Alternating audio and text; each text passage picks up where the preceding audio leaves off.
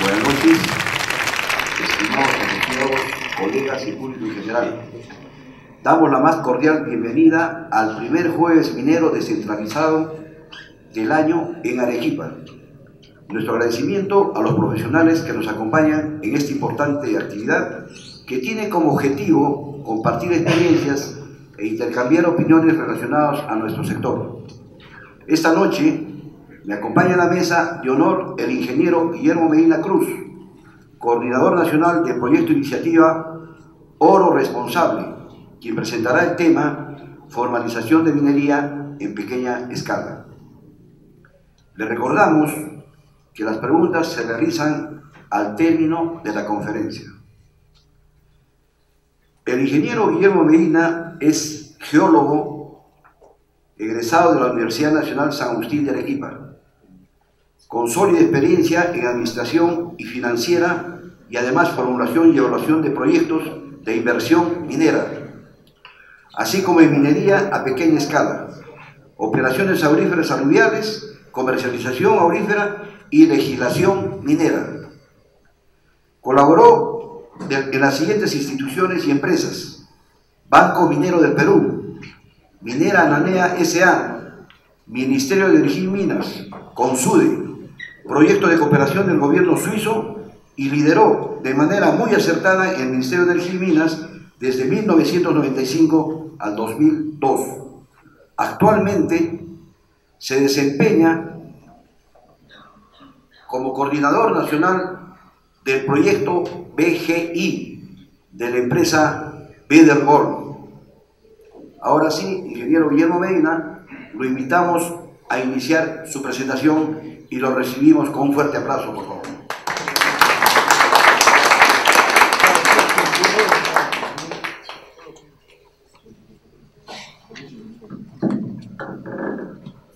Buenas noches a todos, amigos mineros, señoras y señores.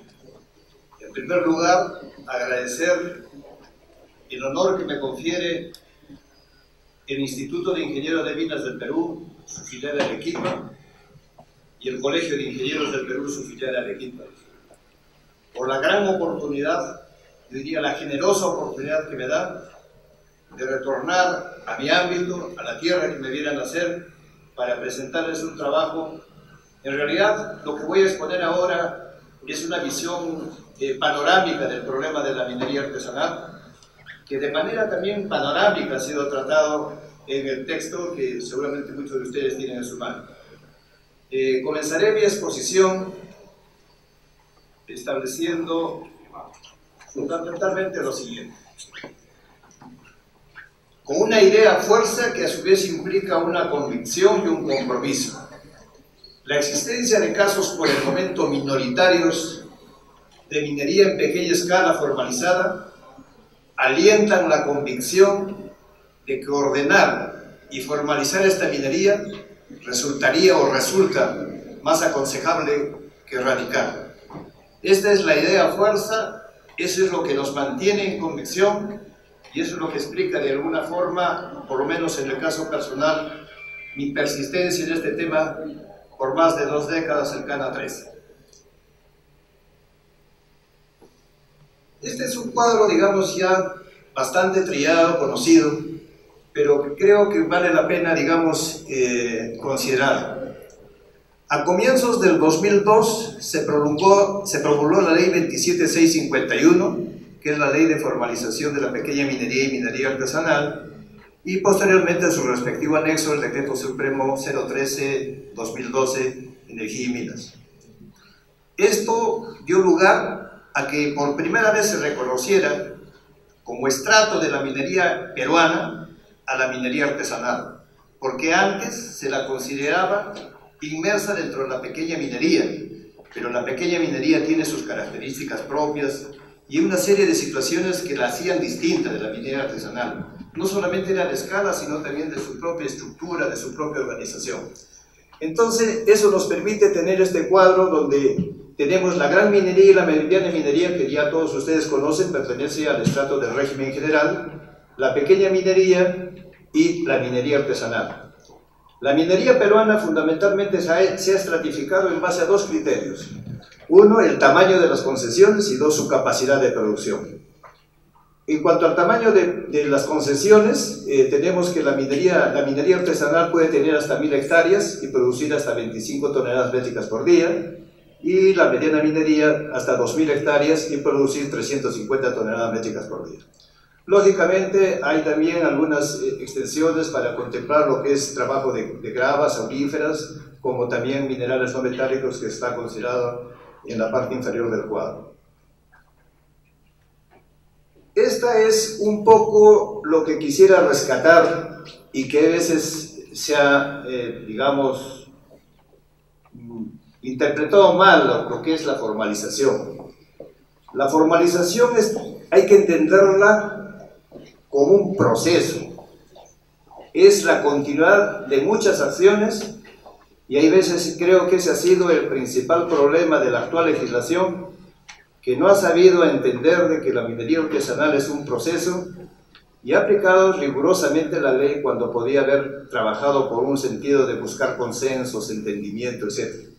Yo he hecho una figura ahí de como si se tratara de un semáforo. Los colores no ayudan, pero tenemos que en la parte roja está considerada la minería ilegal, en la parte que en este caso es más, vamos a decir que es ámbar, está la minería informal y la minería en proceso de formalización, para terminar en el color verde, que sería la minería formal, la que debe estar incorporada en nuestra economía formal.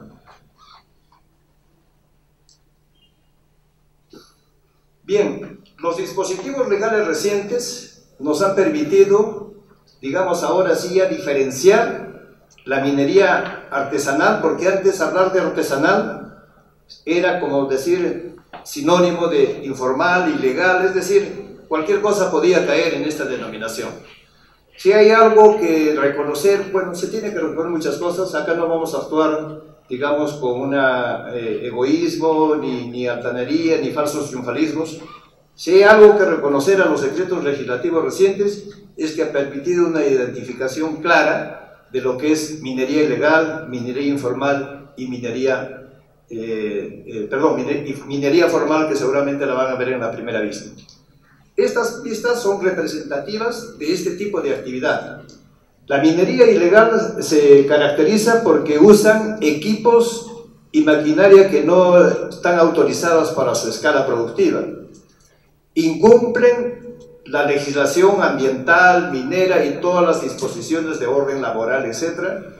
Pero hay algo más aún que ya la descalifica totalmente, que está asentada en zonas prohibidas para hacer actividad minera. La minería informal reúne las dos primeras características, pero ya tiene algo que la distancia, la diferencia, que es el hecho de que ejerce actividad en áreas que no están prohibidas, es decir, en áreas autorizadas donde se puede hacer minería. Y finalmente también establece de que quienes están incursos en esto son aquellos que han expresado su voluntad de formalización a través de su inscripción, de la suscripción de su declaración de compromisos. Esto ha ido evolucionando, se han aumentado más requisitos, se han modificado algunos, etcétera, etcétera, pero eso es lo sustantivo. Uno, que trabajan en áreas que no están prohibidas, y dos, que por lo menos han firmado el contrato de la declaración de compromisos y obviamente también están en curso en este proceso de formalización. Como van a ver, yo voy a hablar siempre de proceso porque esa es la tarea, esa es la manera como se está manejando este problema.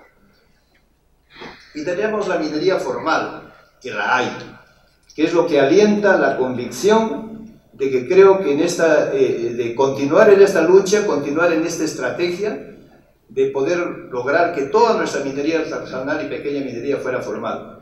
Entonces, esta es una actividad que se ejercita, pueden ser por personas naturales o jurídicas, utiliza equipos y maquinarias de acuerdo a su capacidad de producción, cumple con las normas de carácter ambiental, laboral, tributaria, y realizan sus actividades también en zonas autorizadas, es decir, en zonas no prohibidas, y dispone, esta es la novedad, de la autorización de inicio o reinicio. Entonces acá tenemos, y ahí podemos ver, por ejemplo, el ingreso a una mina, que es en este caso corresponde a Magdesa, situada en el departamento de Arequipa, que fueron absolutamente informales, yo diría hasta ilegales. Yo los presencié cuando hacían sus marchas de sacrificio en Lima, su olla común, hacían trifulca en las calles, etc. se fueron formalizando y ahora son empresas formales. Y acá abajo también tenemos una instalación de una pequeña minería formal, una planta de tanques de cianuración. O sea, se puede llegar a esto. Entonces esto es que alienta y ratifica la convicción de que sí es posible lograr la formalización de la minería en pequeña escala. Ahora, ¿cuáles son las causas de la informalidad? Bueno, la pobreza, el desempleo, digamos los requisitos excesivos hay veces de la administración, la frondosa burocracia, etcétera, etcétera. Pero la fundamental es, y sigue siendo creo todavía, la carencia de una voluntad política que se traduzca en una política de Estado. Porque hasta la fecha la atención a la minería artesanal ha estado supeditada muchas veces a la buena voluntad, a la buena predisposición o a los prejuicios de los funcionarios de turno. Entonces acá no ha habido una continuidad política y creo que esa es una de las causas por las cuales no se ha avanzado en el proceso de formalización. Yo no quisiera ahorita, digamos, hablar de las características negativas de la minería informal. Como ven, ya yo no utilizo el término legal porque a ellos no nos dirigimos. La minería ilegal no está dentro de nuestro libreto de formalización. Y no quiero hablar de las características negativas de la minería informal, porque eso ya se han encargado en demasía los periódicos, etcétera, etcétera. Entonces yo quiero ser más positivo y rescatar los elementos positivos de esta minería por el momento informal, y quisiéramos verla, quién sabe. Yo no soy, digamos, demasiado optimista ni pesimista, pero a corto plazo una minería formal, que es lo que requiere el país.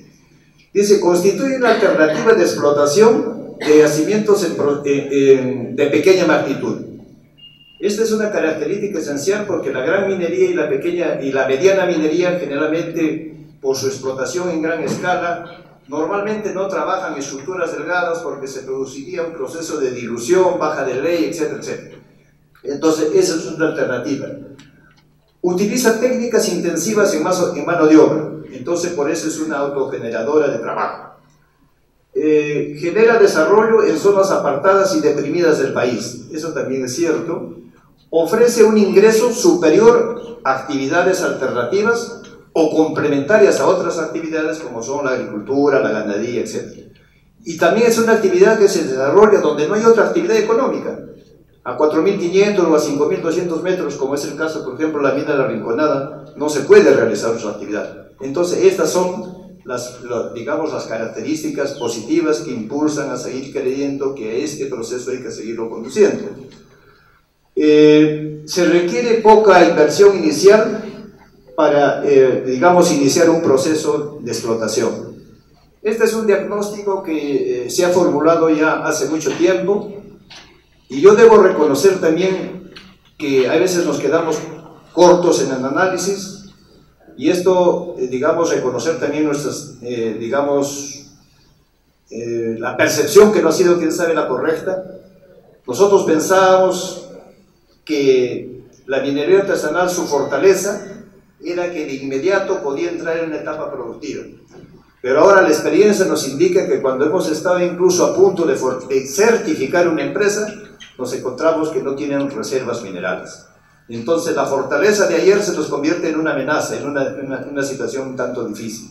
Entonces eso es algo que también los ingenieros y todos los que están vinculados con este proceso tenemos la responsabilidad de inducirlos a hacer una minería seria, a trabajar con técnica, utilizar profesionales para poder, digamos, tener planes de desarrollo que les permita garantizar la subsistencia en base a sus reservas minerales.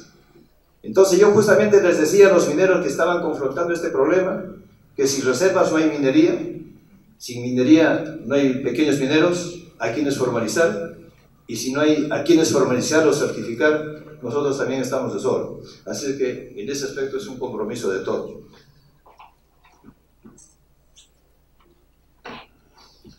Esto vamos a ver los avances y, digamos, dificultades que han enfrentado los diferentes procesos de formalización.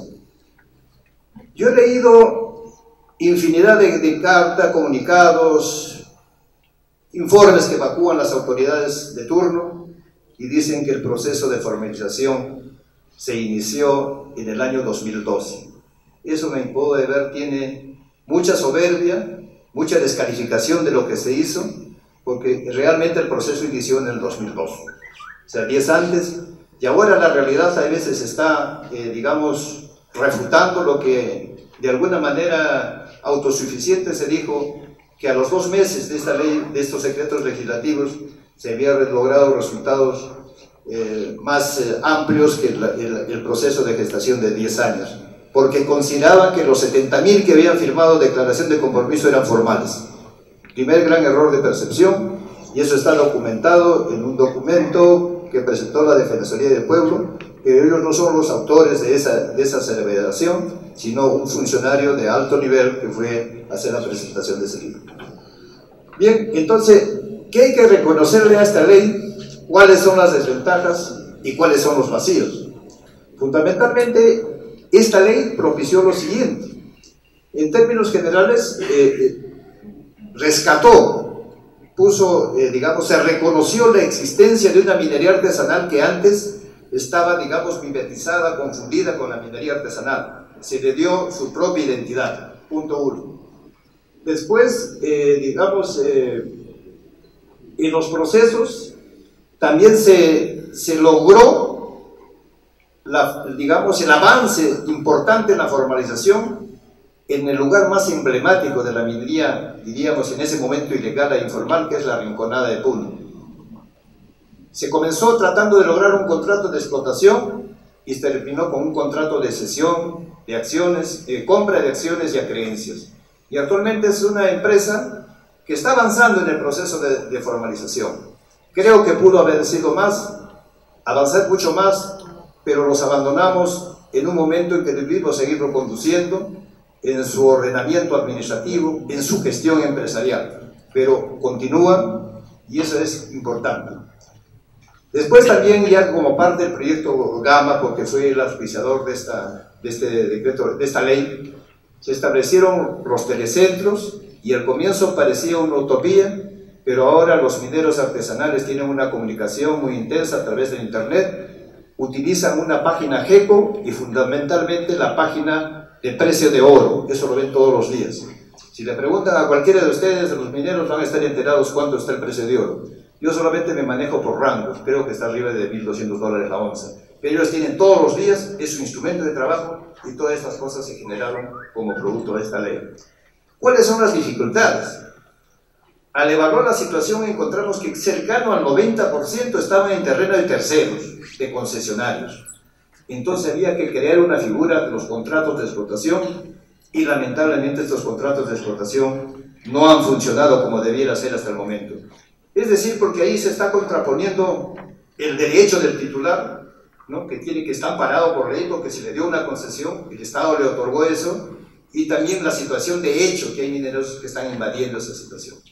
Lógicamente es una situación difícil, el Estado no puede actuar ahí como árbitro, simplemente tiene que actuar como moderador, porque no podría disponer por decir, ¿a qué están trabajando mineras nacionales? Ellos se quedan, no es, sería desconocer un derecho. Esa es la gran dificultad que se tiene, no se ha avanzado mucho y creo que ese es un cuello de botella actualmente en el proceso de formalización. ¿Y cuáles son los vacíos? En esta ley no se contempló mucho sobre la comercialización del oro. Entonces, esas son las cosas que nos indican de que no todo es color de rosa, que ha habido avances, ha habido dificultades, pero también ha habido vacíos que posteriormente se han ido superando. La otra iniciativa fue el Plan Nacional para la Formalización de la Minería Artesanal. Este plan tuvo un enfoque más multisectorial. Actualmente, cuando se hablaba de minería artesanal, decía, minería artesanal, el responsable del Ministerio de Energía y Minas. Pero no se entendía de que tiene una serie de aristas, una serie de complejidades, son asuntos ambientales, son asuntos laborales, son asuntos sociales, etc. Y acá se creó una comisión, se hizo un trabajo importante y se dio una mayor cobertura, porque los proyectos anteriores, tanto del Ministerio como el proyecto Gama de la cooperación suiza, incidieron fundamentalmente, digamos, en Madre de Dios, Arequipa, Ica, Ayacucho, La Libertad. acá tenía una digamos, mayor concepción territorial, pero lamentablemente esto no se aprobó, no se ejecutó, porque como pueden ver, se aprobó en marzo del 2011, cuando ya teníamos prácticamente a puertas el proceso electoral, y ahí iban a ver nuevas autoridades, y lógicamente se quedó en el papel. Cuando yo hablaba que había mucha autosuficiencia, bastante egoísmo en el asunto, es de no haber reconocido algunas cosas rescatables que se hicieron en estos dos procesos. Y el tercer elemento en el cual estamos viviendo son los decretos legislativos, del 1099 a 1107, y la cantidad de disposiciones conexas que se han desarrollado sobre el particular. Todos los decretos legislativos, con excepción del 1105, inciden y focalizan su actividad en lo que es minería ilegal. El único que tiene que ver, y el decreto 06 y el decreto 1105, es donde da las pautas, los procesos, etcétera, para el proceso de formalización que actualmente se está viviendo. Y en este dispositivo se establecieron 6 pasos, digamos 6 pasos nominales, pero que en realidad vienen a ser como 8 o 10. La presentación de declaración de compromisos, condición indispensable. Digamos, la acreditación de titularidad o el contrato de explotación o de cesión. La acreditación de la propiedad del suelo superficial, que es algo que se está introduciendo. La autorización de aguas. La aprobación del instrumento de gestión ambiental correctivo y la autorización de inicio de actividades. En las modificaciones que se han ido produciendo, el aspecto autorización de aguas ha sido insumido en lo que es el IGAJ. Entonces, acá vemos que, en eso, como decía ya en la parte introductoria, ha habido, digamos, una gran dosis de soberbia, de desconocimiento de los avances que se habían registrado en los anteriores procesos, y no se rescató cosas que pudieran ser y que han significado, porque si ahorita hablamos de ejemplos de formalidad, todos corresponden todavía al proceso anterior logrado con la 27651. Existió un apresuramiento también, producto, quién sabe, de la autosuficiencia. Se dieron 2 años para formalizar, y después, cuando se vencieron los plazos, tuvieron que idear figuras ingeniosas, como decir, se hacen las precisiones, es decir, términos como, digamos, para poder dorar la píldora.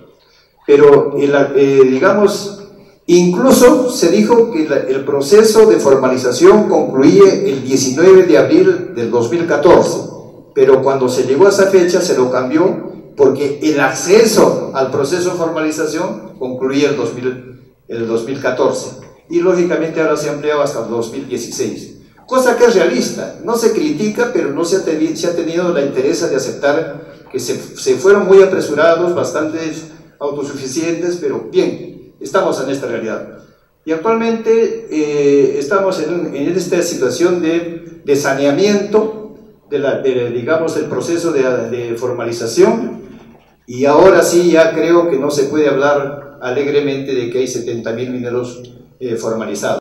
Tampoco creo que sean 7, porque ahí también creo que hay un error de interpretación de una persona muy ilustre, según he leído estos periódicos, unas mentes más brillantes a nivel mundial, pero parece que no está tomando en cuenta de que cuando se habla de formalización, vamos poniéndonos en el caso de Corporación Minera Nanea.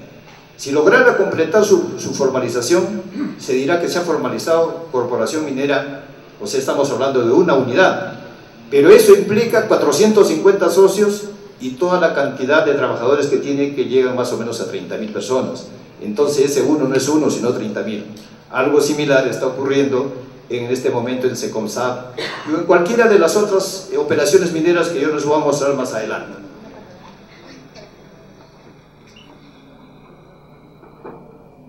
Bueno, acá son los casos, yo no quisiera llamarlo exitosos, pero sí de avances en el proceso de formalización. Tenemos Otrami, que está situada en Sancos, provincia de Lucanas, departamento de Ayacucho. Digamos, tiene 160 y tantos socios activos. El directorio está constituido por personas que trabajan en el socavón, tienen acceso a luz y agua, dice a precios, digamos, cómodos, y ahí sí hay que hacer una precisión porque este término es relativo. Ayer en una reunión que tenía con pequeños mineros, decían que el cubo de agua costaba 30 soles. Entonces vieron esa carencia y ese costo que significa el precio de agua. Yo vivo en Lima, de una familia no muy numerosa, pero estoy seguro que casi se debe consumir por lo menos unos, digamos, unos 20 cubos al mes, ¿no? Imagínense ese costo, que sería algo así cercano a los 600 soles.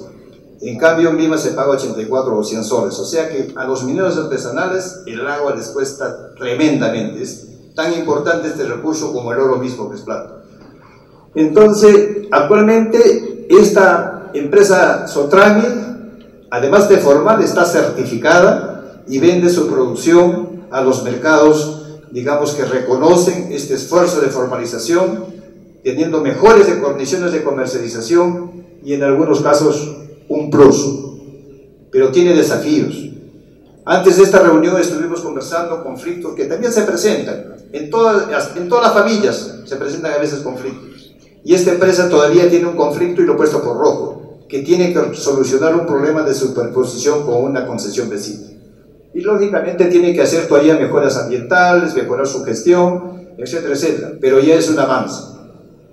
El otro es la comunidad aurífera de Relare, que también está situada en el departamento de Ayacucho, tiene 86 socios fundadores, 8 mujeres y el resto varones, lo que acá también ya están dando una importancia al aspecto género. Es similar a Sotrami desde el momento en que, digamos, tiene las autorizaciones ambientales y de operación, lleva contabilidad, paga impuestos, ¿no? Entonces creo que ya estamos avanzando, tienen autorización de inicio para sus operaciones que actualmente tienen, pero tienen desafíos. Lamentablemente a veces la naturaleza no es lo suficiente pródiga y sus ventas no son muy ricas, entonces su producción todavía es muy limitada, pero es el primer caso de una empresa que está realizando su exportación de oro en forma directa, sin intermediarios, salvo contratar acá un broker y un agente de aduana, y está exportando. Y obviamente tiene clientes de la Comunidad Europea y de Estados Unidos, que son lo que se llama compradores éticos, que les permiten comprar y les dan un plus por tratarse de un oro certificado. Es un caso interesante, lamentablemente que todavía su producción es pequeña, pero estos son ejemplos de lo que puede lograrse con modalidades de... Magdesa, ¿no? Para que no hablemos solamente de Ayacucho y hablemos algo de Arequipa. Entonces, este tiene también 320 socios, subsidian servicios de electricidad, agua, pagan el sueldo a los profesores, al gobernador, etcétera, etcétera, y son concesionarios. Tienen desafíos pendientes también en cuanto a su, digamos, a su gestión empresarial. Básicamente esa viene a ser también una de las grandes deficiencias que todavía no han podido ser superadas. Y existen operaciones ya en camino. Seconsap, que es una central de cooperativas en Puno, Metsursa, que es una pequeña empresa que tiene una planta de flotación de, en este momento, 25 toneladas por día, y lógicamente en el camino está también Corporación Minera Namea, que fundamentalmente requiere, digamos, concretar sus contratos de explotación, pero tiene la gran facilidad que el titular son ellos mismos, pero cada uno tiene que presentar por el área en que está trabajando. Sin embargo, el gran problema que se ha tenido acá ha sido el propio Estado. La SUNAT, para inscribir los contratos de explotación, se volvió muy creativa. Todos los problemas y dificultades que podía encontrar los puso sobre la mesa y entonces dificultó este proceso. Pero esto, por ejemplo, son un indicio, es una muestra de que sí es posible avanzar en el proceso de formalización por procedimientos, digamos, no muy apresurados, de diálogo, de buscar consensos. Y lógicamente sí, yo soy un convencido de que si hay que aplicar la rigurosidad de la ley, tiene que ser para la minería ilegal, pero no para la minería informal. Bien, este sí viene a ser, acá les he hecho un recuento, producto de todo, digamos, de una experiencia acumulada, metida en este sector, pero así, acá quiero plantear, digamos, una, propuesta, si se quiere, innovadora. creo que la sensibilización podría ser la contraparte de la interdicción. En este momento la sensibilización, digamos, constituye un importante aporte en determinadas comunidades que tienen ese arraigo de informalidad, y en la minería artesanal es un caso. La sensibilización permite, de tal manera que la conjunción de factores permita, digamos, levantar este principio de que trabajar de manera legal y formal debe ser social y económicamente valorado. Tenemos que tender a eso, ¿no? Entonces, actualmente hemos estado nosotros un poco imbuidos en que cómo constituir empresas, cómo organizarlas, etc. Y cómo formalizarlas por último. Pero nunca nos hemos manejado la estrategia de decir, oye, ¿por qué te debes formalizar? ¿Qué ventajas te puede ofrecer la formalización? ¿Cuál es la relación beneficio-costo de la formalización? Entonces, así como hay garrote, también tiene que haber de vez en cuando caramelo, ¿no? Entonces, creo que esa es una estrategia que por el momento ha estado dando resultados. Entonces, estas es un poco las ideas que yo quiero transmitirles a continuación. Entonces, ¿por qué formalizarse? Uno de los principales principios es la seguridad jurídica. Digamos, uno de los valores más apreciados por cualquier persona es tratar de tener algo. Nuestra casa, nuestro automóvil, etc. Eso nos impulsa, digamos, a generar riqueza, a generar bienestar, ¿no? Entonces, con la mina se lograría ampliamente esto, pero trabajada dentro del campo de la formalidad y con la seguridad de que no van a ser intervenidos en cualquier momento por las autoridades. Entonces, ahí se tiene una seguridad jurídica. Pedro.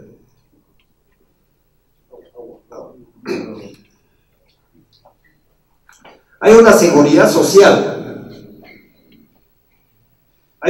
También tenemos que pensar en la seguridad social. La minería artesanal, la minería en su conjunto es, digamos, muy propensa a los accidentes, es unas operaciones inseguras, pero con mayor son en el campo de la informalidad, ¿no? Entonces, creo que acá se tiene que intervenir, por ejemplo, no tienen cobertura de seguro, de jubilación, de pensión de viudez, etc.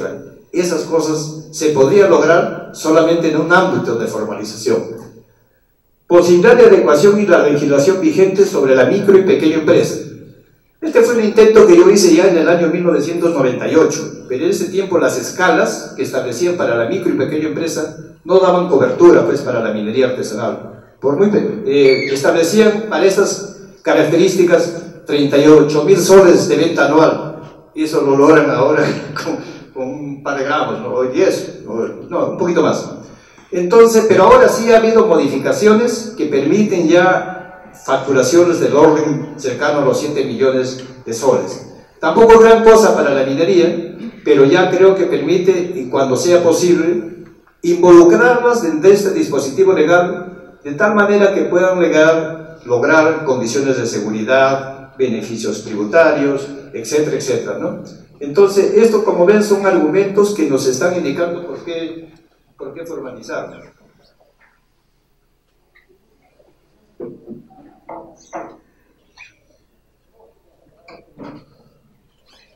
La expectativa de crecer. Entonces, lógicamente, yo creo que en eso también yo he sido bastante insistente, he predicado con los mineros artesanales. Por acá está Manuel Reynoso, que antes tenía una obsesión en permanecer como minero artesanal. Y yo le decía, ¿por qué? No necesariamente uno debe quedarse como minero artesanal, debe ascender a un estrato mayor y, de ser posible, llegar a una mediana o gran empresa. Bueno, eso es ya un poco más complicado por razón, pero crecer. Y eso también tiene que hacerse dentro de un ámbito de formalización. Posibilidades de ascender a fuentes de financiamiento. Uno de los principales, la minería insume recursos económicos. Es una de las actividades que más insume, se invierte más y después, si hay condiciones favorables, también se gana más. Eso es clarísimo. Pero entonces los bancos y cualquier financiera no son mecenas. Entonces, lógicamente, tienen que estar formalizados. Estando formalizados, llevan contabilidad. Y lo primero que les va a pedir una entidad de crédito va a ser, dame tus balances, va a ver cómo va tu movimiento y tener esa posibilidad de acceso. Entonces, esa es otra de las ventajas que da la formalización. la mejora en el proceso productivo. Dentro de un ámbito de formalización, lógicamente, hay mayor capacidad de trabajar con seguridad, respetando las normas ambientales y todos los procesos productivos. La mejora en la gestión ambiental, también, todo tiene que ser, lo demás no actuar en la formalidad es una utopía, porque acá es verdad que se va a gastar, pero también debemos llegar al convencimiento de que hay veces invertir en asuntos ambientales también puede ser un buen negocio. Entonces también la mejora en la gestión ambiental es uno de los argumentos como para poder, digamos, incentivar y propiciar un proceso de formalización. Mejora en las condiciones de comercialización. Y acá sí me voy a permitir hacer, digamos, un comercial, porque justamente es en lo que yo estoy trabajando actualmente.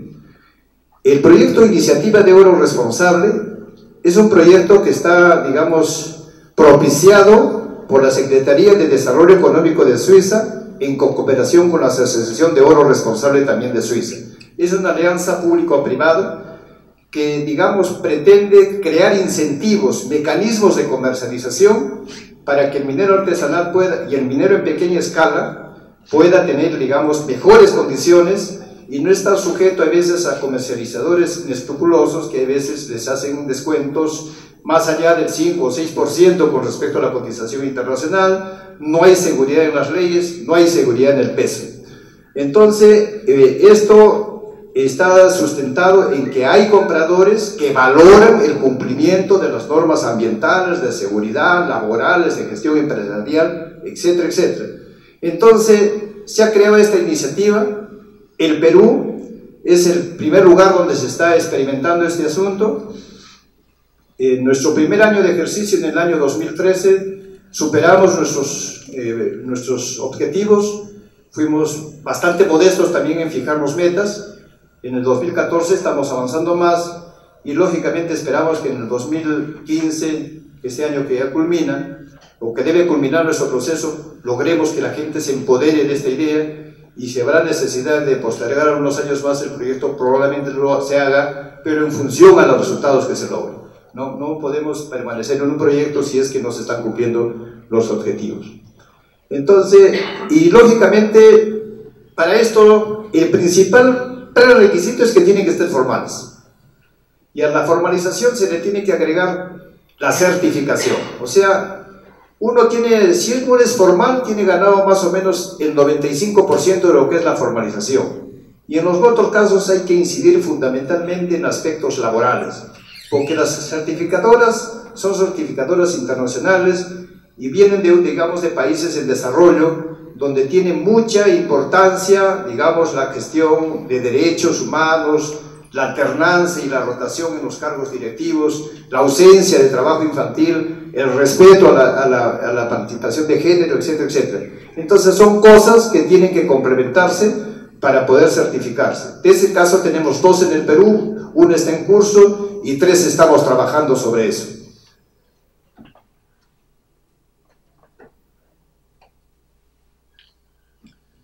Bueno, acá comienzo a esbozar algunas propuestas. Dije al comienzo que la carencia de una política de Estado para este sector ha constituido una de las mayores limitantes para avanzar en el proceso de formalización. Entonces, se debe considerar a la minería artesanal como un medio de sustento y estrategia, digamos, de superación de la pobreza y de un instrumento de gestión, de inclusión social. Fomentar la formalización como punto de partida, y el Estado debe, digamos, crear una situación, un ente normativo más real, más viable. Y acá les cuento, digamos, como anécdota, cuando discutíamos el 013, en el grupo de trabajo en el Ministerio de Energía y Minas, pues habíamos de todo, y había gente que planteaba, digamos, exigencias muy, digamos, de mucha magnitud.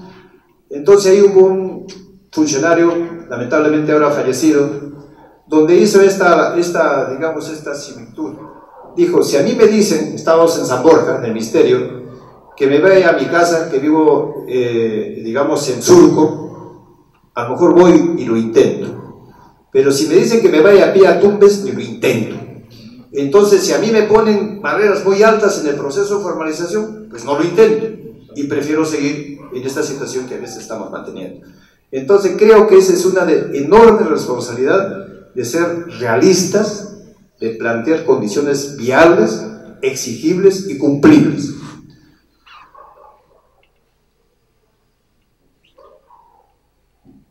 El rol promotor del Estado debe reorientarse a capacidades y aprendizajes de tipo vivencial. Es decir, tiene que ser en el campo, tiene que ser de forma directa, no mucha teoría, sino cosas prácticas, porque también tenemos que aprender mucho de los propios mineros artesanales que han desarrollado sus propios instrumentos de desarrollo, etc., y algunos simplemente falta calificarlos como tales, en realidad también generan tecnología.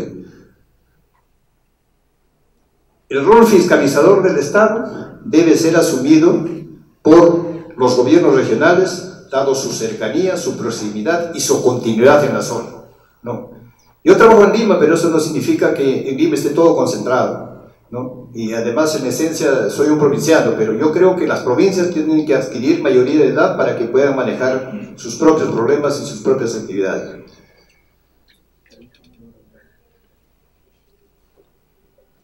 La actividad minera debe ser realizada en un ambiente de paz social, de tranquilidad, y creo que ahí también corresponde al Estado un papel muy decisivo en generar consensos para que podamos, digamos, rescatar la esencia de poder trabajar en armonía y en un ambiente de formalidad. Descentralizar los trámites, y acá también se planteaba en su momento, porque algunas de estas cosas se dijeron mucho antes de los decretos legislativos, la famosa ventanilla única, y creo que en Arequipa recién está por implementarse, y los dispositivos legales se dieron en el 2012. Perfeccionar digamos, la propuesta legislativa del Estado. No queremos decir que todo está malo ni que todo es una maravilla. Creo que las cosas son susceptibles de perfeccionarse.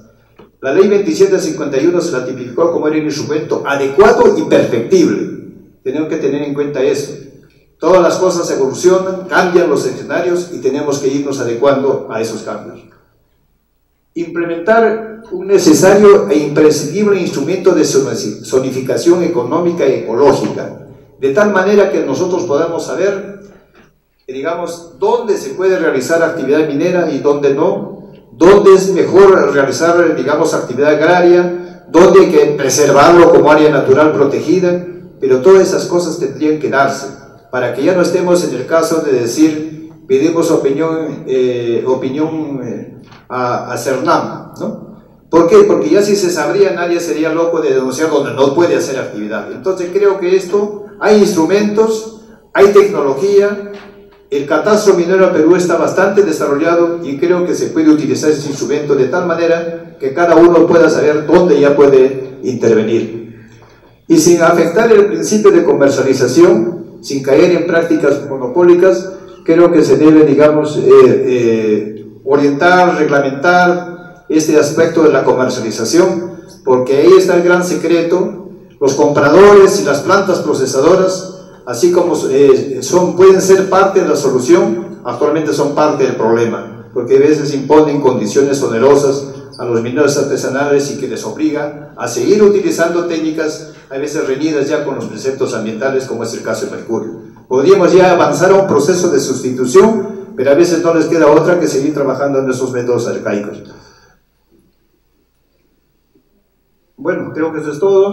Muchas gracias por su atención y quedo a disposición para las preguntas que quieran.